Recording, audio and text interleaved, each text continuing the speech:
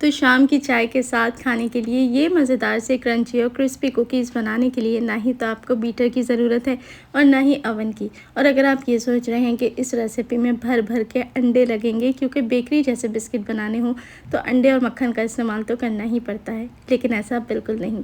सिर्फ एक अंडे के साथ बिना मक्खन, बीटर के, बिना अवन के आज बनाएंगे ये मज़ेदार से तिल वाले बिस्किट।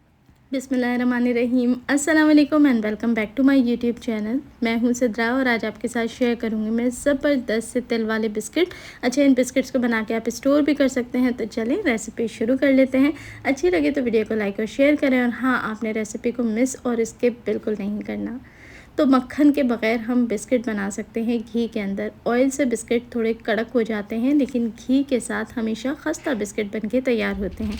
तो ये नॉर्मल कोई भी घी इस्तेमाल आप कर सकते हैं। मैंने आधा कप घी लिया और इसके अंदर शामिल कर दी आधा कप की जितनी ही चीनी। अब दोनों चीज़ों को आपने हैंड विस्क के ज़रिए बहुत अच्छे तरीके से मिक्स करना है। अच्छा, जायका अगर आप बहुत ही ज़्यादा एक्स्ट्रॉर्डनरी प्रीमियम चाहते हैं ना अपने बिस्किट का, तो आप देसी घी का इस्तेमाल करें। जो देसी घी से फ्लेवर आता है ना, वो आम घी से नहीं आता।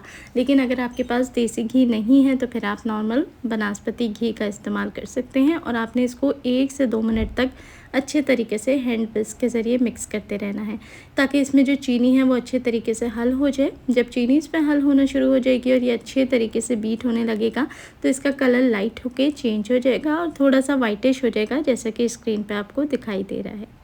तो चीनी डिज़ोल्व हो जाए तो इसके अंदर शामिल कर देंगे 1 अंडा। अच्छा, आप चाहें तो चीनी को पाउडर करके भी यूज़ कर लें, उससे ज़रा ज़्यादा आसानी हो जाती है कि मिक्सिंग आसान हो जाती है। मुझे थोड़ी सी जल्दी थी तो बस मैंने इसको चीनी को डायरेक्ट ऐड कर लिया। उससे ये हुआ कि आपको मिक्सिंग थोड़ी सी ज़्यादा करनी पड़ती है जब तक कि चीनी डिज़ोल्व ना हो। अंडा ऐड कर लीजिए, सिर्फ 1 अंडा जाएगा और अंडा ऐड करके आपने इसको वापस उसी तरीके से 1 मिनट तक अच्छे से मिक्स करना है, ताकि अंडे का जो गाढ़ापन होता है वो इसके अंदर अच्छे से मिक्स हो जाए और ये वेल कंबाइन हो जाए। अच्छा, बेकरी वाली खुशबू लानी है ना अगर आपने, तो इसके अंदर आपको ऐड करना होगा वनीला एसेंस, क्योंकि ये अंडे की स्मेल को भी ख़त्म करता है। तकरीबन हाफ़ टी स्पून के जितना वनीला एसेंस ऐड कर दें। और ये जो मैं शामिल कर रही हूँ ना, ये है बटर एसेंस। मार्केट से मिल जाता है बहुत ही आसानी के साथ। सिर्फ 2 ड्रॉप्स जाते हैं और इतनी बेहतरीन मक्खन वाली खुशबू आ जाती है ना कि खाने वाला ये बात रिकॉग्नाइज़ कर ही नहीं सकेगा कि ये बग़ैर मक्खन के बनाए गए हैं।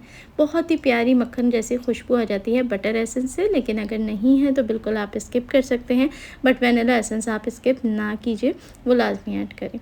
अब आपने अच्छे तरीके से मिक्स करने के बाद शामिल करना है मैदा। तो मैदा जो इसमें टोटल मैंने शामिल किया है वो है जी 1.5 कप के जितना मैदा। और मैदे को हमेशा छान के इस्तेमाल किया करें। इससे क्या होता है कि कचरा वगैरह ऊपर ही रह जाता है। मैदे को छान लिया, उसके बाद टेस्ट को इन्हांस करने के लिए इसमें 2 टीस्पून्स के जितना मैं ऐड करूँगी मिल्क पाउडर।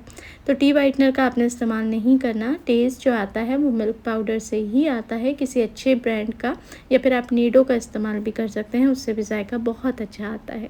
तो छान के ऐड करें मिल्क पाउडर भी, और जो रह जाए उसको आपने साइड करना है।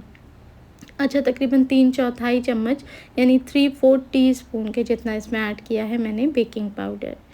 अच्छे तरीके से सबसे पहले स्पैचुला की मदद से अब आप इसकी मिक्सिंग शुरू करें, क्योंकि मिक्सिंग करते हुए ही हमें सब चीज़ों का अंदाज़ा हो जाता है कि बैटर जो है वो पतला है या गाढ़ा हो गया है। उस हिसाब से चीज़ें ऐड की जाती हैं। अब जो क्वांटिटी मैंने आपको बताई है, अगर उसके मुताबिक आप बनाएंगे तो ये कंसिस्टेंसी बिल्कुल परफेक्ट है। इसके अंदर ना ही आपको मज़ीद किसी चीज़ को ऐड करने की ज़रूरत पड़ेगी, क्योंकि अभी हम सिर्फ इसको रफली मिक्स कर रहे हैं। क्योंकि इससे क्या होता है कि जितना भी लिक्विड बैटर है ना, वो सब अच्छे तरीके से मिक्स हो जाएगा ड्राई के साथ, और फिर हमें कंसिस्टेंसी का अंदाज़ा हो जाएगा। उसके बाद क्या होगा कि जब हम रफली इसको मिक्स कर लेंगे ना, इकट्ठा कर लेंगे एक तरीके से, उसके बाद ही हमने इसको हाथों से गूंदना है और एक चिकनी सी डो बना के रेडी करनी है। तो यहाँ देखें, इस पॉइंट पर आपको अंदाज़ा हो जाएगा। अच्छा, वैसे बता रही हूँ कि अगर किसी से थोड़ा सा नाप 19-20 हो जाए और बैटर आपका पतला हो तो आपने मैदा ऐड करना होगा 1 से 2 टेबल स्पून के जितना, तो कंसिस्टेंसी सेट हो जाएगी। और अगर काफ़ी थिक हो गई है ना, तो आप 1 to 2 टीस्पून इसमें घी मज़ीद शामिल कर लीजिए, उससे कंसिस्टेंसी बिल्कुल सेट हो जाती है। तो जब इसे आप इकट्ठा कर लेंगे, उसके बाद हाथों की मदद से आपने इसको गूंदना है। हल्के हाथों से, बहुत टाइट करके नहीं गूंदना, क्योंकि ये बिस्किट्स हैं, अगर बहुत टाइट आप कर देंगे ना डो को, तो फिर ऐसा होगा कि ये क्रैक मार जाएंगे। तो ऐसा आपने नहीं करना, बिस्किट्स को स्मूथ बनाना है। नेचुरल क्रैक्स बिस्किट के ऊपर आते हैं जब बिस्किट बेक होता है, वो नेचुरल होते हैं। लेकिन अगर आप इसको नीट करने में या बेलने में फॉल्ट दे देंगे ना कोई, तो उससे क्या होता है कि उसी वक्त क्रैक आ जाएंगे। अब देखें डो बिल्कुल सेट बनी थी, तो हाथों से एक आधा मिनट ही हमने इसको गूंदा है और ये देखें बिल्कुल रेडी हो चुकी है।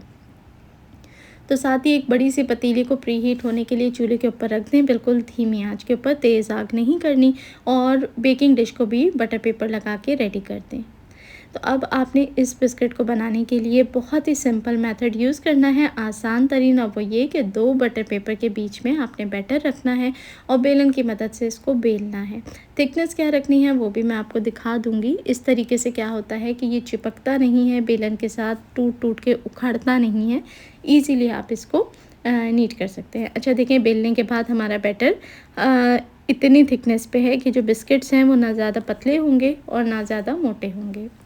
तो बोतल की ढक्कन का इस्तेमाल करूँगी मैं बिस्किट की कटिंग के लिए, क्योंकि मुझे बहुत लार्ज साइज़ के या फुल साइज़ कुकीज़ नहीं चाहिए। मैं इसको छोटे साइज़ के बिस्किट्स बना रही हूँ, जिसे आप बाइट साइज़ भी कह सकते हैं। तो उसके लिए घर में मौजूद कोई भी जो बॉटल कैप है वो बिल्कुल परफेक्ट रहता है। कोल्ड ड्रिंक वाला बॉटल कैप मैंने नहीं लिया क्योंकि वो बहुत छोटा होता है, बट ये जो पानी पीने वाली बॉटल्स होती हैं घरों में, उनका जो कैप होता है वो बिल्कुल रीज़नेबल साइज़ का होता है। आप चाहें तो बड़े साइज़ का भी बना सकते हैं, उसके लिए किसी भी बड़ी बॉटल का ढक्कन, कंटेनर का ढक्कन या कुकी कटर का इस्तेमाल कर लें। तो ये देखें, एक ही वक्त में ढेर सारे कुकीज़ रेडी हैं। अब क्योंकि हम तिल वाले बिस्किट बना रहे हैं, तो इसके लिए मैं क्या करूँगी कि फ्रंट पे तिल नहीं लगाऊंगी, बल्कि हल्का हल्का बिस्किट को घुमाते हुए जो साइड्स हैं उसे सफ़ेद तिलों से कोट कर लूँगी। तो ये बहुत ही मज़े के लगते हैं, क्योंकि बेक होते टाइम हल्का हल्का सा तिल भी क्रिस्पी हो जाता है, रोस्ट हो जाता है। तो बिस्किट जब आप क्रिस्पी तिल के साथ खाते हैं ना, तो बहुत ही जायकेदार और लजीज लगते हैं। तो चलें, पहला बैच रेडी हो चुका है, इसे रखेंगे पतीली में। 20 से 25 मिनट लो मीडियम हीट पे आपने इसको बेक करना है। और ये लीजिए, हमारे माशाल्लाह ज़बरदस्त से बिस्किट जो है ना वो रेडी हो चुके हैं। अच्छा, मैं इसको पलटूँगी और पलटने के बाद भी मुझे इसे 5 मिनट तकरीबन हीट देनी होगी दूसरी तरफ से भी, क्योंकि हमने चूल्हे पे जब बेकिंग करते हैं ना, तो एक तरफ से कलर आ जाता है, दूसरी तरफ से हल्का रहता है। तो ऐसा आपने इसलिए करना होता है कि अच्छा, ऊपर वाली साइड का अक्सर लोग बोलते हैं देखें अंडा इसके अंदर एडेड होता है ना, तो कलर इस पर आ ही जाता है।